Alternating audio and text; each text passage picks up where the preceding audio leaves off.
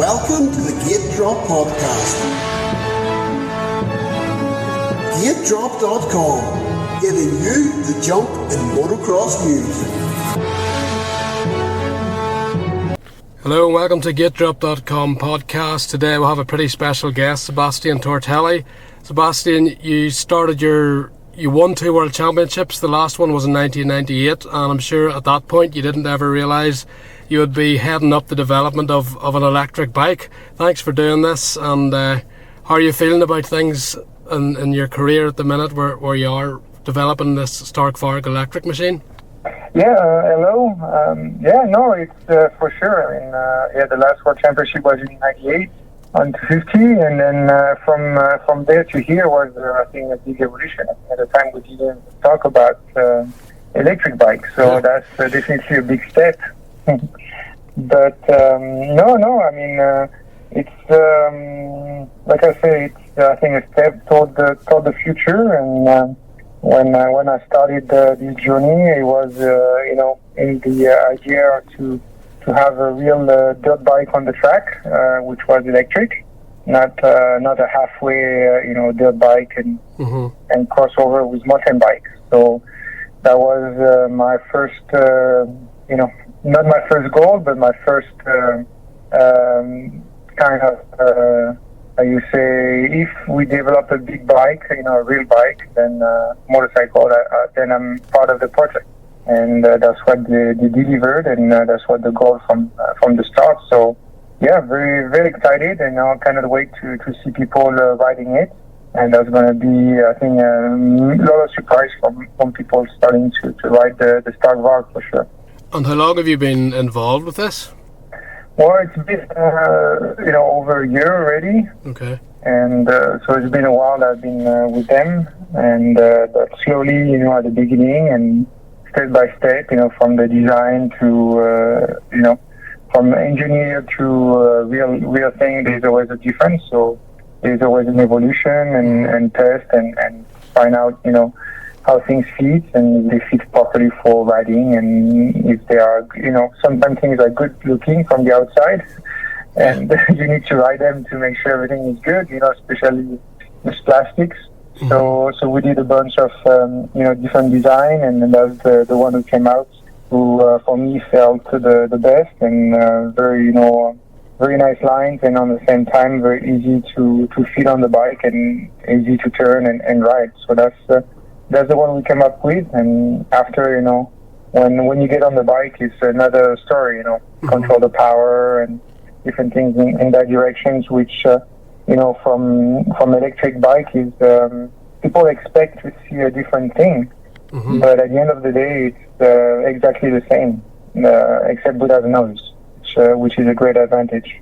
You mentioned the noise there. Do you prefer less noise, or was it initially strange for you to ride a motocross bike without the engine noise?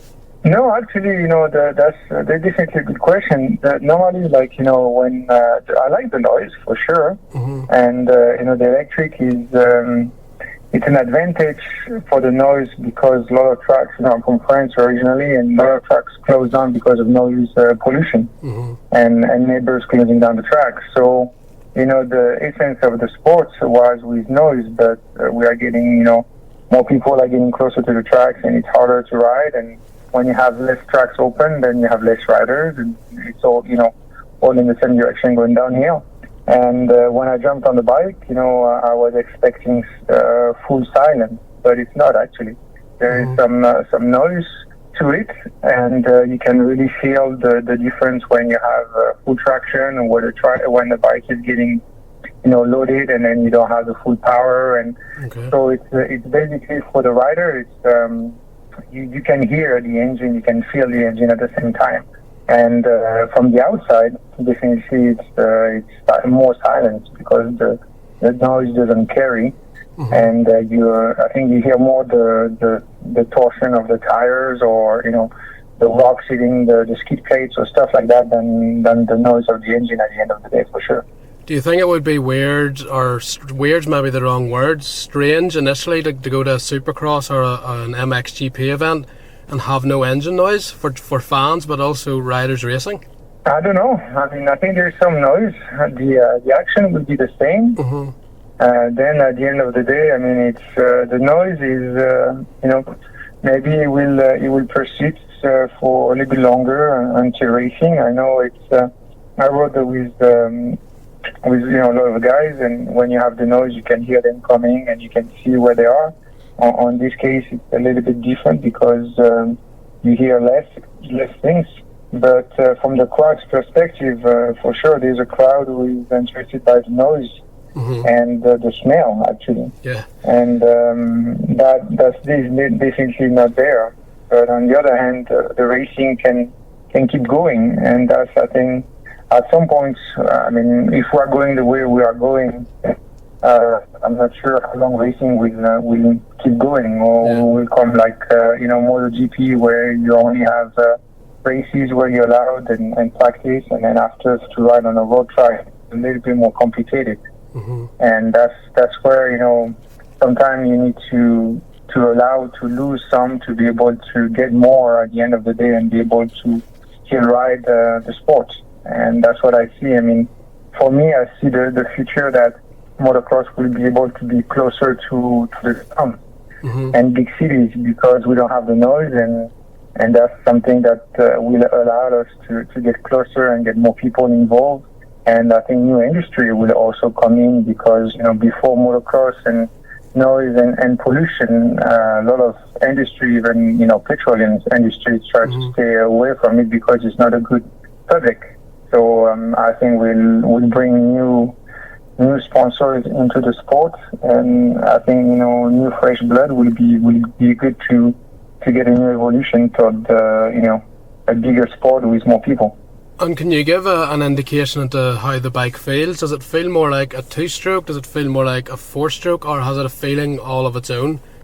You can choose, actually. It's the advantage of it is with the phone, you can choose if you want to have a more two-stroke or more four-stroke. The bike will come with 5 setups, which will be integrated right away with the bike, and then more options also. And you can be basically, if you want to ride a two-stroke, you can have the bike with no engine brake and have the feel of a two-stroke. Or you can have a bike with the engine brake of a four-stroke and then the torque of a four-stroke also. So, which is pretty unbelievable, because it's the electric magic is that with the phone you can push and create your own power curve and the way you like the bike. So it's like somebody who doesn't know how to ride can have a very mellow power curve, and even not have the full power, of course, but have things who make it easy for them to ride. And the same bike, pro guys can jump on it and then just change with the swipe of a finger on the phone, can change the curve and make it rideable for him. So that's a big evolution. Do you find it fun to ride the bike, just as a hobby bike, even? Never mind the competitiveness it will probably be whenever it's been raced? Yeah, I mean, for me, it's actually for hobby, it's even more easier, because since you don't have gears, you are always in the right RPM, so you're always in a good power, and that makes it, you can focus actually more on your riding instead of focusing on, do I need to shift, I don't need to shift, or am I, in the right RPM to hit that jump, or anything like that. You don't have anything of this. Actually, it's create a lot of easiness in the riding, and I have some friends who rode it, and they are, regular riders, and the first reaction was like, man, it's so easy now, everybody's going to be able to go fast. Yeah. I need to improve my skills. Yeah. Will that improve the pro level if this bike comes into the World Championship, say, this year? I don't know, we might even see you racing a one-off Grand Prix to test or something, but will that make the riders... I don't know. I mean, there's a lot of possibilities. I mean, we still are, in the development of the bike. Basically, there's some federation who allowed the bike to race this year. Yeah. The French Federation was very motivated for it, and then the Italian also gave us some possibilities to race some of their championship Okay. So, I mean, there's an evolution where, people want to see the bike and they want to see the fact that it's, more green to be able to work with environment people also. So it's definitely, I think, a matter of time, for sure. But it's like, something is new. It's always a little bit difficult at the beginning. But, when you see that it's getting better and better, then people are more open to it. It's like the first Tesla. A lot of people didn't want to see the Tesla, but, today the people who are not very happy about it are the first one driving it. And will you be behind the gate? I know Josh Hill's just got injured there. Is there any chance of you doing any races at all, or are you just content to do the testing at this point? I mean, we're still, testing for sure, but it's in the... I don't know. I mean, there is different opportunities definitely opening up, and even if the gears are still, okay to get out, so I still, I'm on the older side. I don't see myself entering a MXGP anymore. I don't think, I don't have the courage of training of these guys anymore, and I'm more, I feel, on the older side. But, there's possibilities that I do a couple of events, definitely to represent the brand and be able to show people the capacity of the bike, for sure. And do you think it will be a big advantage over, say, a factory KTM or a factory Honda when this bike, even if it races this year, will there be a significant advantage? Or do the modern factory machines would still have the edge over the bike you're developing? I don't know. I've been testing different brands, and we are very, very competitive with it. So that's a very good sign. Mm-hmm. And now, going to race. If you're talking about factory bikes, I believe we have the potential to be on the same level for sure. Cool. Now it's depend of the riders' capacities also. And, these guys are riding fast out there for sure. And it won't be my place to be there for sure. It was a time, but not anymore. Well, we'll maybe go back to that time now, Sebastien. The mid-90s was whenever you really came on strong. I think you were in the European Championship, but it was maybe, correct me if my memory's wrong here, the end of 94 you came in at the end of the 125 World Championship, and you were, I think, around the top 5 straight away. 95 you came through, I think third or fourth in the championship was, and then obviously 96 you pretty much dominated and had some battles with Paul Mallon, the current MXGP commentator. Those years you were pretty much what Ken Roxon, Jeffrey Hurlings was 10 years ago, and what maybe a Kai de Wolf is now. Did you expect to come into the championship and be at the front straight away, being that young? I think you were only about 16 at that point when you came in. No, yeah, for sure. It was a big surprise. It was for me. It was a surprise and not a surprise because I didn't have any expectation. Okay. The first GP that I did was in 94, I believe. It was like the final where Bob Moore was champion that year. Mm-hmm. And I just came out of the European Championship battling with Brian Jorgensen, and he had the championship. Mm-hmm. And I finished second behind him, and I just turned 16, a couple of days before the last GP, because at the time you had to be 16 to race. Right. And I was going to my first GP, and, I was talking with the other French, riders, and they are like, the week before we had a French final or something like that. And they said, don't worry if you don't qualify, the first GP is always tough, and, if you make points, it will be great, and things like that. Mm-hmm. And I'm like, yeah, okay, no problem. And for me, I'm like, I'm always been the kind of guy who's like, let's do it and see where we go. No idea. Just if you give your best, that's where you start, and then that's where you improve from there. So I went to my first GP qualifier, and I was able to do. I think in the qualifier I was able to do top 5 in the lap time. Yeah. So I'm like, I was a little bit shocked, but I was like, okay, I was not expecting to be there, but it was working good. And I went to the first race, and I had a better lap time to Bob Moore, who was going for the championship, and Kiko Cutie, who was battling with him, I think. And I stepped on the gate, and Kiko came to my right, and Bob Moore to my left. Very good. And I'm like, okay. You're heroes. That was yeah. And I remember seeing the gate drop and then didn't go. I was just in shock. And but I came back from way back, and I came back to 8th that first moto, and then the second moto I had a better start, and I finished 4th. So right away I was in a good position, from the get go, and I think I was pretty lucky as a kid because I never really struggled for the results. I mean, even on 65, I was always battling for the top 3 position, or 85, the same thing.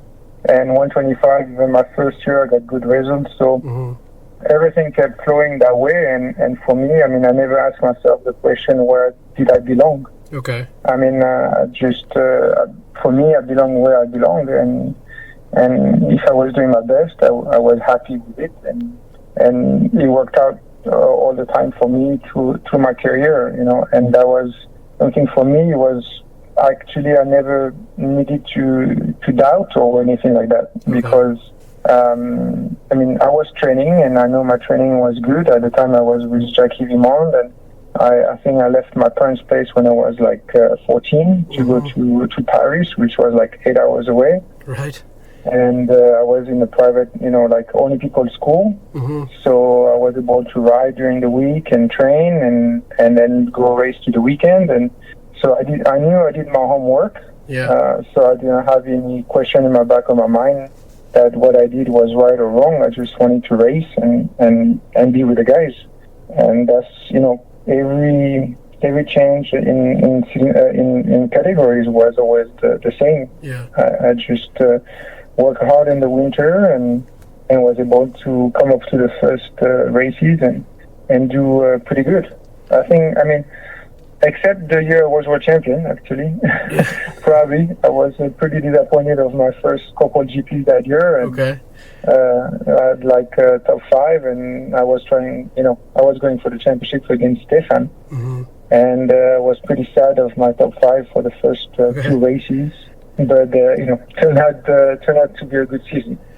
You mentioned Jackie Vimond there. My biggest sort of memory of you was your corner speed. You always had phenomenal corner speed. Did Jackie help you with that? Was there a lot of practice went into that, or did you just naturally have a lot of corner speed from you first started riding the bike? I think there's a lot who came from natural. As a kid, I mean, I was the only child. Okay. And I think a kid is able to develop a lot its skills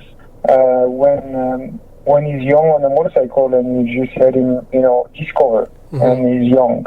And I had that chance. My parents didn't know how to ride a dirt bike or anything, but we had land on the farm.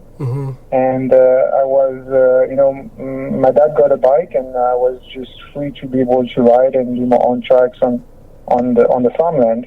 So I think, riding and discovering the bike as a young age gave me a lot of natural feel for the bike.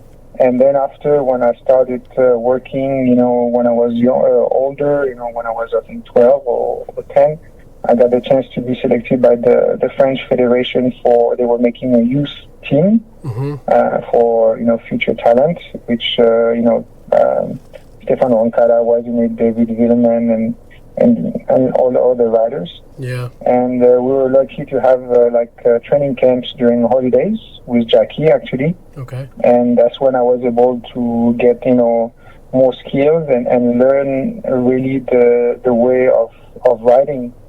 Because before it was just natural, and, it was what I discovered on my own. But when I got, the chance to have a trainer at that time, he helped me understand, the way of riding a little bit better and how to get more, efficient in the riding and do the right thing and not make the bad decision. As a kid, my only teacher was my dad, which he didn't know how to ride, and it's like, I see the 5 guys, they land with the 2 wheels at the same time, you should try it.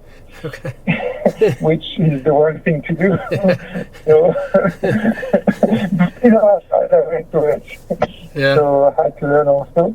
But it was, good intention, and then, and to a certain level, I was lucky to have been coached to be able to go further for sure. And how did it feel to become world champion so young in 1996? And I say you really dominated that. You had a few challenges from Paul Mallon and actually Tom Vial's father, Frederick. But generally, you were probably the fastest 125 rider in the world. I know you had a couple of good Motocross of Nations battles with Steve Lamson at Jerez that year, and you'd beaten him the year before. I think he wanted some revenge, and you two were very fast in Spain, even against 500s and 250s. So your 125 speed in 96 was unbelievable. Did it feel really good to win that 125 World Championship, or how was it? Yeah, it was really nice, and it was really good. For sure. Yeah, I had the first year I battled with Steve Lamson at the Motocross Nation was a little bit a surprise for me because I came from a good first year in the GP, and I finished third. And I could have done even better, but I got some bike issues and stuff like that. But going with them and racing with different guys. Stefan Everts came back to 125. I remember when Steve raced. Mm-hmm. So it was a big event. Mm-hmm. And I remember the first kid I raced, and it was just it was a day where everything was going good, and I felt comfortable, and my pace was a little bit better, and I was able to race, good.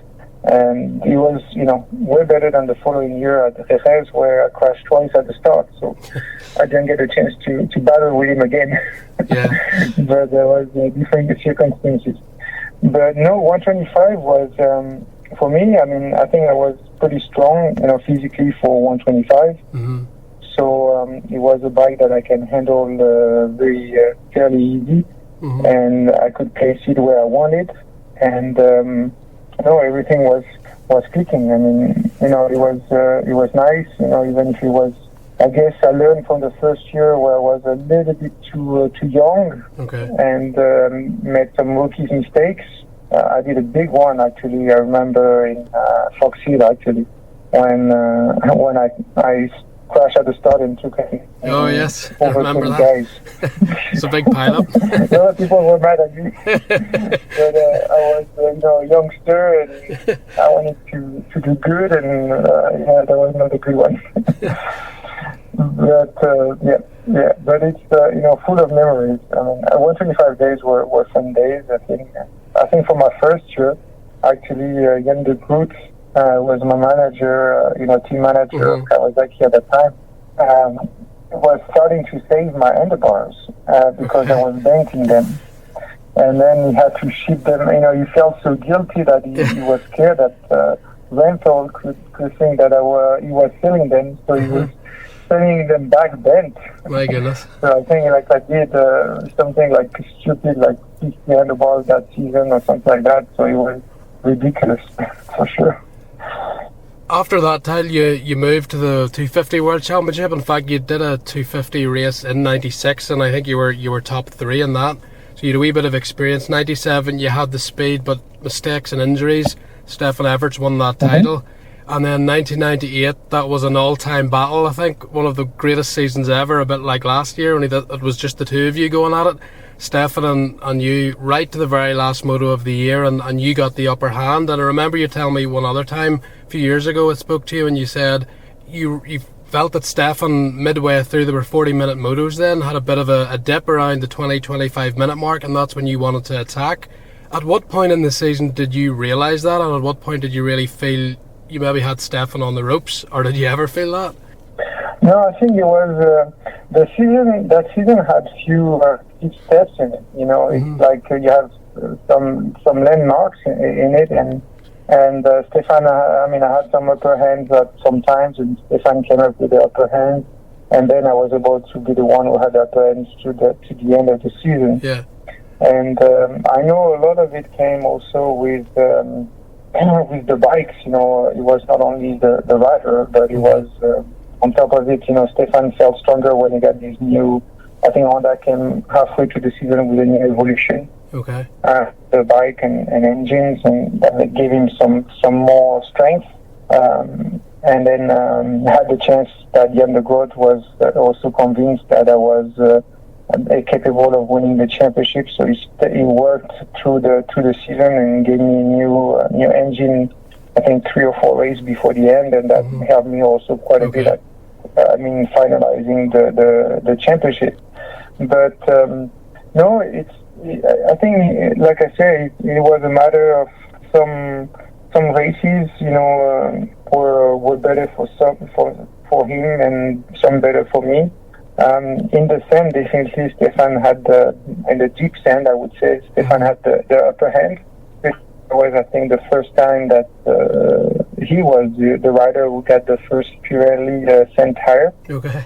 And that was like, you know, almost a scoop tire, but not. Right. And that gave him a big advantage. And today everybody rides with scoop tires in sand. I mean, not scoop tires, but the type. Yeah. And that was a big advantage. And on top of him, he had a great speed in sand. So that was even more. I remember, you know, the first lap in Mont, and I think I was like Stefan in lap times was 2 seconds faster than me.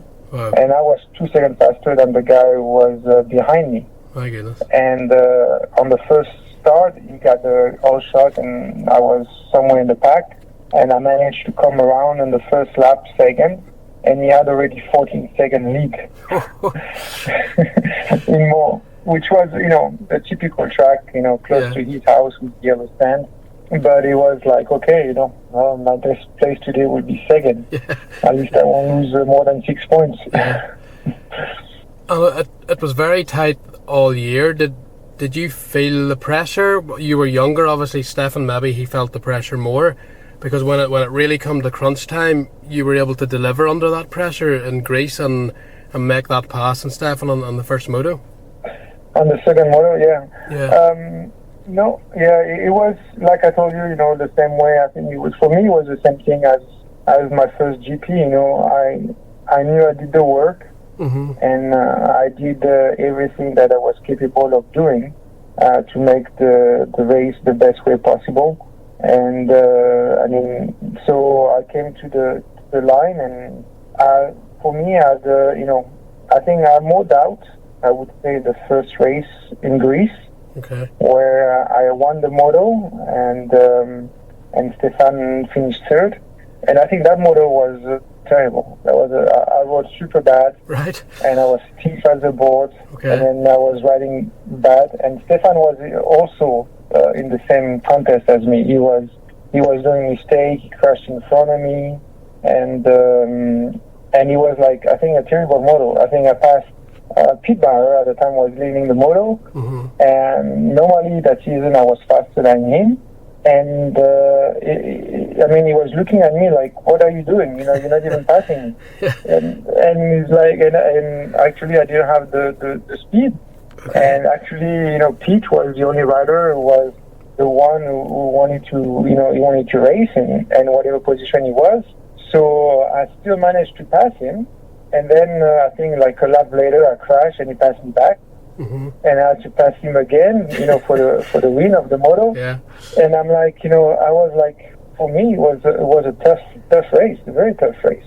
And then I came to the second moto, where the second moto was an easy race. I mean, it was from the gate go. You know, I remember I came out of my track and going to the line, and it was clear for me that I was going to be world champion, you know, before the race. I had no doubt in my mind that it was going to be my title, for sure. And that was an easy race, actually, because in my head everything was clear, and I knew how to wait. If Stefan got the whole shot, actually it would have been better for me. And I could just wait behind him and wait for the right time to pass him. So it was actually, the second moto was an easy moto. And the first one was stressful, very stressful. Yeah. And I'm sure that was an unbelievable feeling, but to add to that 250 world title with maybe one of the best battles ever with who is actually the greatest of all time in the World Championship, Stefan Everts. You also won a 250 Supercross at the start of that year. Talk us through that race in LA, and that 98 season, I would presume, was maybe the best of your career whenever you look back. Yeah, it was a very good. True, it was a very good season. I mean, the LA, it was the Coliseum Supercross that I won that year also, and it's same thing. You know, I was lucky that I was a factory Kawasaki at the time. So Japan, you know, asked Kawai US to give me the material to be able to race with the same as the guys. So I had the same status. Okay. To race the few races, the few opponents that I did, and so I got to go on press day. You know, it was on Thursday with the factory team. So I got to ride the track on dry condition on a Thursday. I got to hit the triple and do all the jumps. And on Friday, practice was canceled. At the time, we had Friday practice, and it was canceled due to the rain. So it was a big mess, and we were just able to ride for the, you know, I think it was couple laps practice, and then the race event where they clean up. So I was lucky to have the advantage as a factory rider to ride the good track. And then when it came down to the qualifiers, what happened is I think I didn't even qualify in the semi. Okay. I think I was a couple spots away from qualifying in semi, and I had to go to I think I didn't qualify to the heat race, right? And I had to go to semi race. And what happened between the heat race and the semi race? They cleaned up quite a bit the track, and the track was getting closer to. For me, it was, as a European guy, it was getting closer to a dry scenario. Yeah. But for the American guys, it was still a wet scenario. Yeah.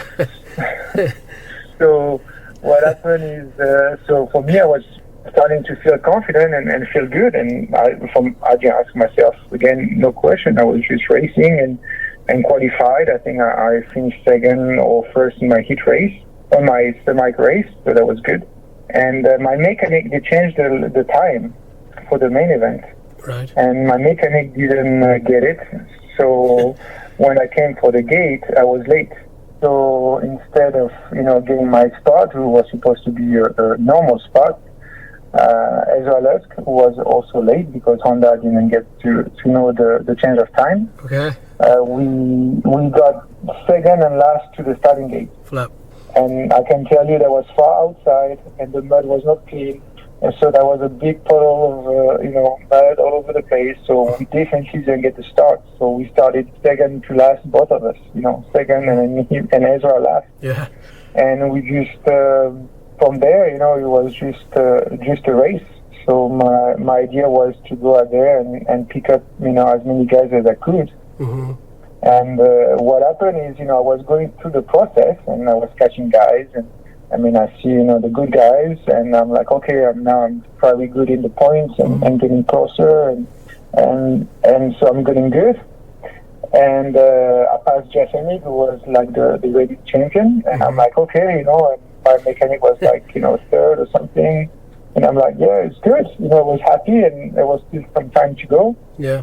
And my mechanic put on the board 242, and I'm like, I didn't get it at the time because my English was not good enough. And what happened is the week before, I won the kind of a S6 opener in front of Jeff Emig at Paris Raceway. Yes. And I won that race.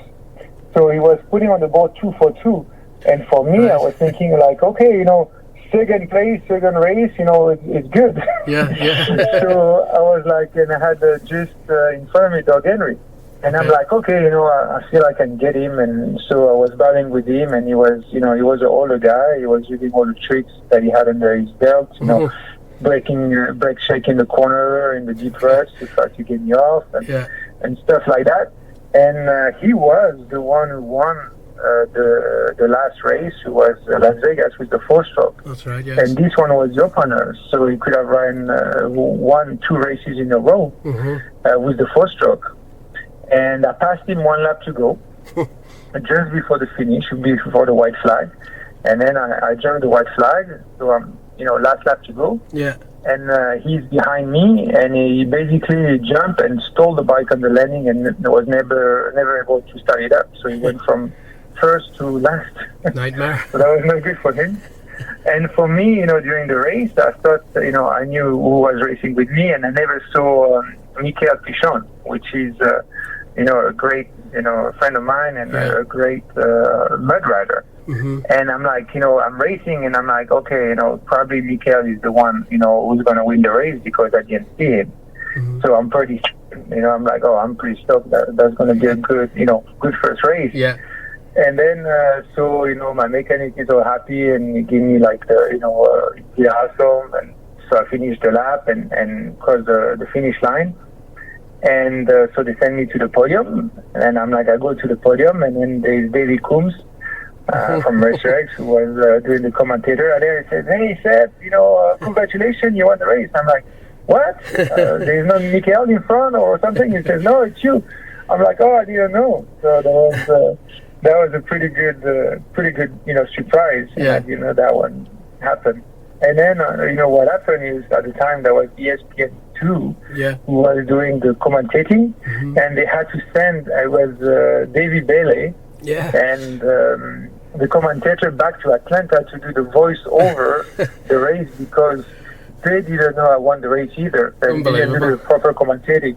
So they had to redo everything. So that was a pretty good mess. Yeah, that was... And I didn't pass Michael because he crashed in the whoops, actually. Okay. So I didn't see him on the side of the track. And so that was it. That was a big surprise. An unbelievable year. I mean, everyone wants to be world champion, and a lot of people want to win a Supercross, and you did both in 1 year. We're actually running out of time a bit, Sebastien, so I want to move on to your American career. You moved there as world champion in '99, and you were probably the fastest rider in the world, along with Stefan at that point. The Supercross I'm not sure, maybe didn't go how you wanted it to go, but outdoors you were unbelievable in terms of speed. You dominated Glen Helen. You were leading the championship from another Grand Prix rider, Greg Albertine, when you broke your wrist. And from then, I think you led 3 outdoor championships in a row. You went round the outside of Ricky Carmichael at Redbud, I think, in 2000. Which means you've straight up beat on raw speed Ricky Carmichael and Stefan Everts, two of the maybe the greatest of all time. But you never quite got that title. When you look back on America, are you pleased with how you rode there? Did you feel you were able to show your full potential, or is there a bit of regret you never got that outdoor championship at least? Yeah, no, for sure. I definitely regret not to have at least an outdoor championship, for sure. And the first year the title was mine. I had quite a bit some points lead on Albertine, and I didn't pay attention. Doug Henry jumped from the right to the left in the jump and took my front end in the air, and I was not expecting that. And when I crashed, I dislocated my wrist, so that was the end of the season.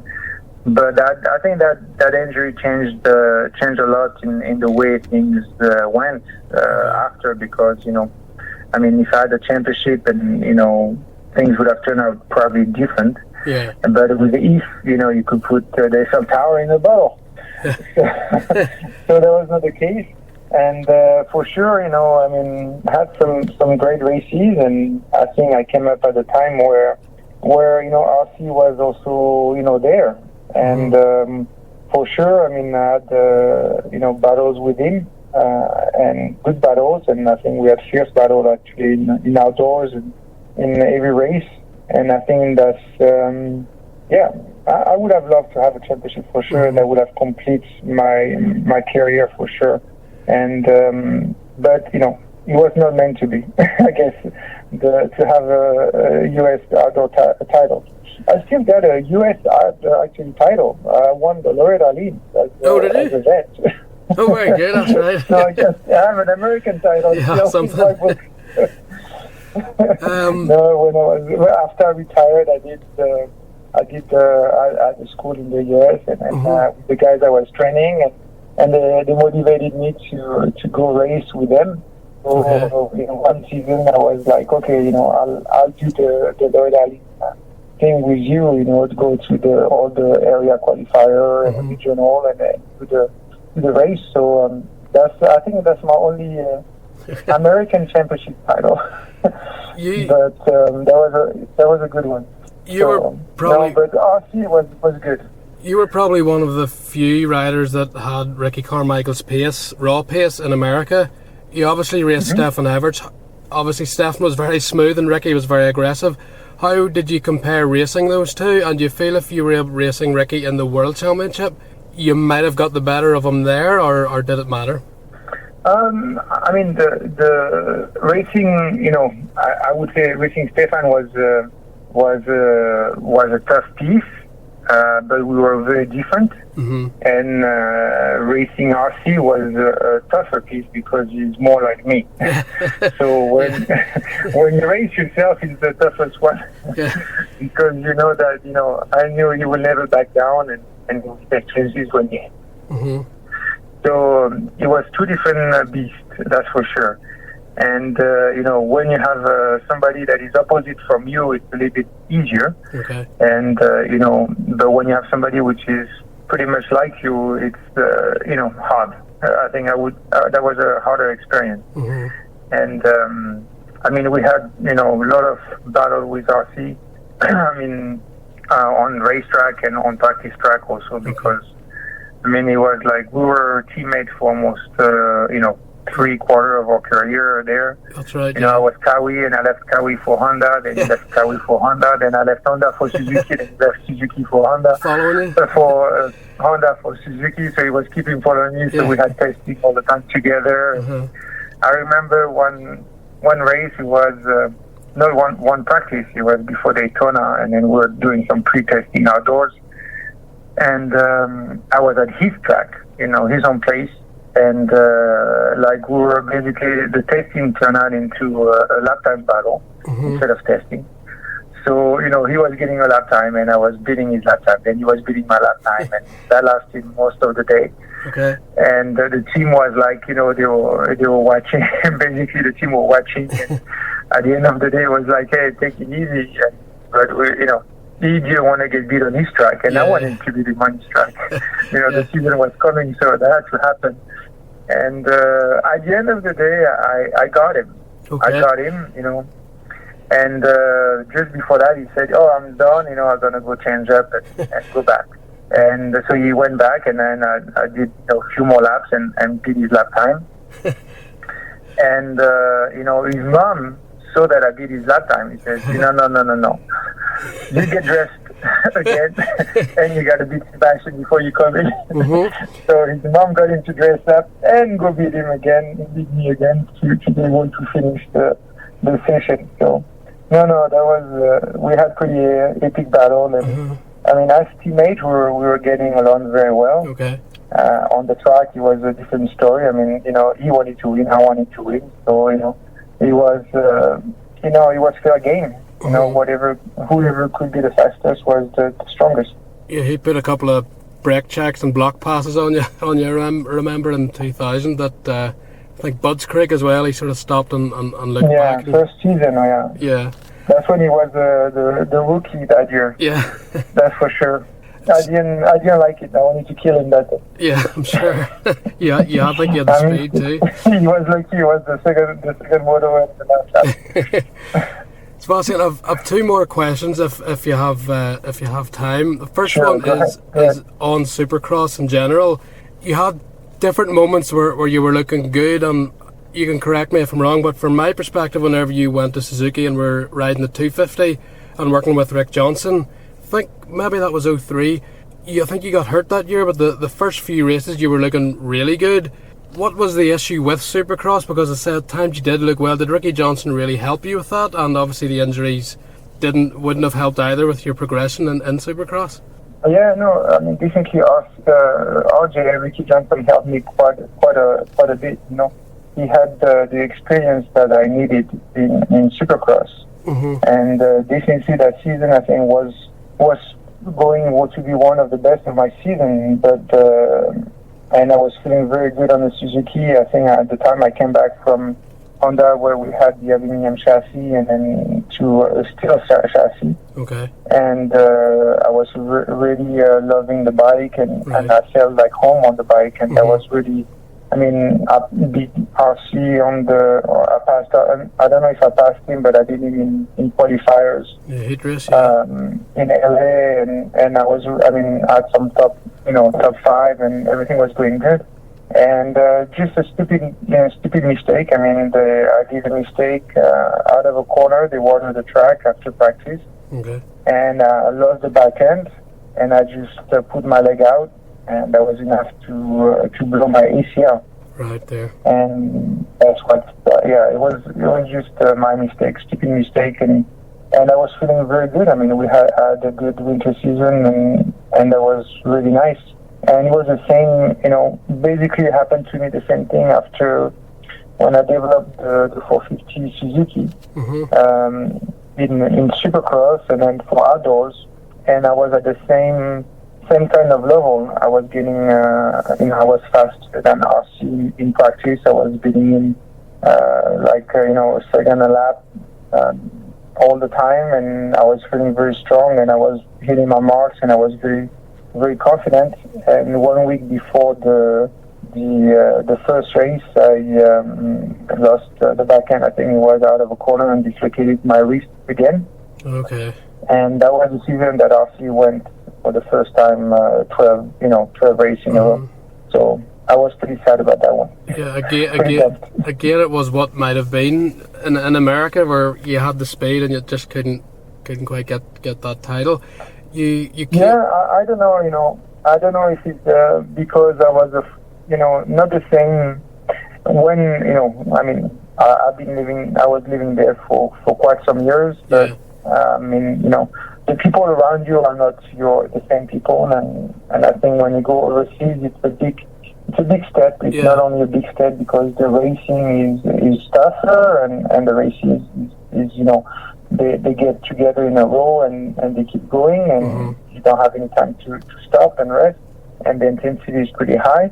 But also, having your friends and family around, and the area where you were raised, and things change quite a bit also when you have to rebuild everything. Yeah. And I don't know if it was part of it or not. I think I did a mistake in my racing career when I went to the US the first time.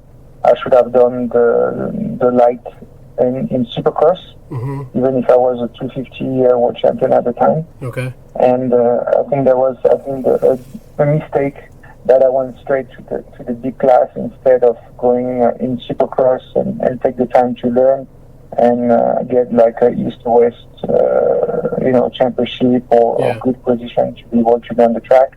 But I didn't have I was young probably, and I was not encouraged that way either, and on that needed for a big guy also in 250, and even if they had an incredible team. But if I had to change something, I think that's the thing I would change. I would go back to the US and take the time to do a season at least in the light class and outdoors in the big class, but go back to the light class for the season of Supercross and get the marks and get everything rolling, so it's a smooth transition. Understand? Yeah, very good. Your final year, you came back in 2006 to do the World Championship, and once again it was like going back in time. It was you versus Stefan Everts. This time though, again from the outside it looked like Stefan was maybe had more mental strength at that point. I think he was early 30s, 33, 32.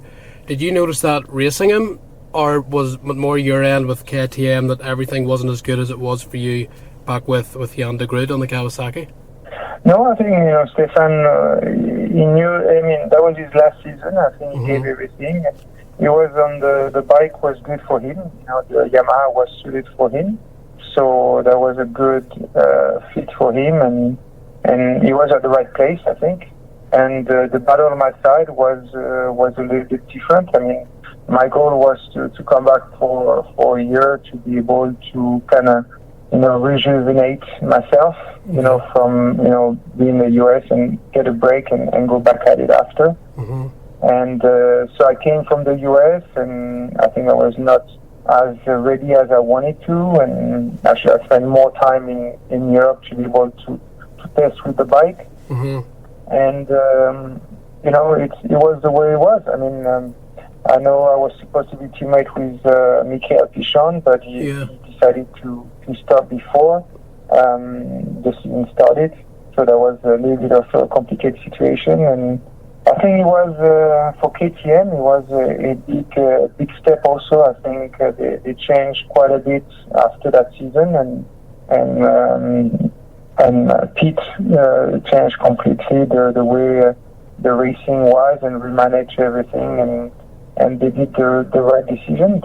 They start getting where they are today with building great bikes, and that was kind of the kick in the butt for me to not be at the right place at the right time. But it was the way it was. And finally, Sebastien, just on the MXGP era at the minute, with Jeffrey Hurling's Tony Carulli's just retired, but he's now one of the greatest ever. Tim Geiger, Jorge Prado coming through at the start of this season, one of the favourites. There's so many good guys. The battling was fantastic last year. What are your thoughts on the World Championship in this era? I think it's going to be a great season again. I mean, I think I'm kind of bummed out that Jeffrey got injured and won't be. I don't know if he's going to be at the first race or not, but I mean that's already he was the reigning champion, and he was definitely the strongest last year.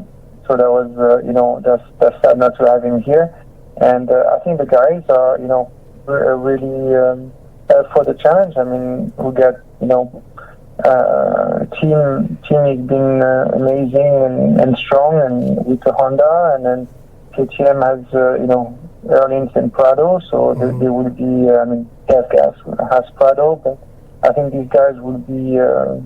Prado will be probably a future world champion, with no doubt. I don't know if he'll be this year or the following or not, but he's a talented rider and he has the style to be there. So we'll see. I mean, there's a lot of possible contenders for the championship. At the end of the day, I mean, I think it comes out to two guys who will battle and will get the championship. It's never a bunch of guys. I mean, it limits to two, and we've seen guys strong at the beginning of the season and then weaker at the end, So we'll see. I mean, last year was full of surprise. I mean, if you had told me after the first 5 GP, I would have gave the title to Geiger with no doubts. I mean, and then had a completely turn around, and definitely Erlins coming back after missing some race and injuries. I was definitely not thinking that he was going to be able to get that championship, but that was amazing season, that's for sure. Final question, Sebastien. Jeffrey Hurling is lined up on the gate and you are right beside him. Who wins between the two of you? Because Jeffrey reminds me a lot of you, and the raw speed's phenomenal, maybe the best in the world. You had the same at the same time, both incredibly determined. Would you like to race Jeffrey for a world championship? That's a typical question from back in the days. I mean, for sure I would have loved to, but I think I raced the RC and that was the same already. Yeah, you've been there and done it. The outcome would be the same. But I don't know. I mean, I think every rider has his time, and his career, and it's hard to compare, all the guys and new guys and all that, because the bikes also changed quite a bit. Yeah. And it's, I think it's each generation has its time, and at the end of the day, knowing who is the best of the best, I mean, you're the best of a time and an era, but that's what you are, and and everybody has his own era. That's, I think, what it is. Well, I think, Sebastien, thanks very much for doing this, and when I look back on your career, you have 2 world titles in MA 250 Supercross race win, and you did it. We're talking about eras, but Stefan Everts, Ricky Carmichael and Jeremy McGrath are 3 of the best riders of all time, and you've managed to beat all 3 of them in their individual disciplines, MA Outdoors, MA Supercross and Grand Prix Motocross. So I'm sure when you look back at your career, you're very proud of what you've achieved, even if I'm sure there's a couple of titles you feel you maybe wanted as well. But an amazing career, to be honest, and certainly anyone that saw you ride and watched you through that era will always remember the speed you had and the determination you had, and you made many races very, very exciting. Yeah, I mean, for me, I'm happy, for sure. I mean, a lot of people love to have a world championship, and I'm lucky that I have 2 of them, and it was. I mean, for me, I'm happy. You know, that's cannot. You know, I don't want to take it back, and if I have to do it again, I will do it again. That's for sure. No question. Yeah, thank you very much, Sebastien. Thank you very much for your time. I know that went on a wee bit longer. Thank you for Thank you for calling, and no problem, anytime. And let's maybe see you in England soon. Yep, we'll see you at a Grand Prix at some point. Thank you very much. All the best, Sebastien Tortelli. Thank you. Bye bye.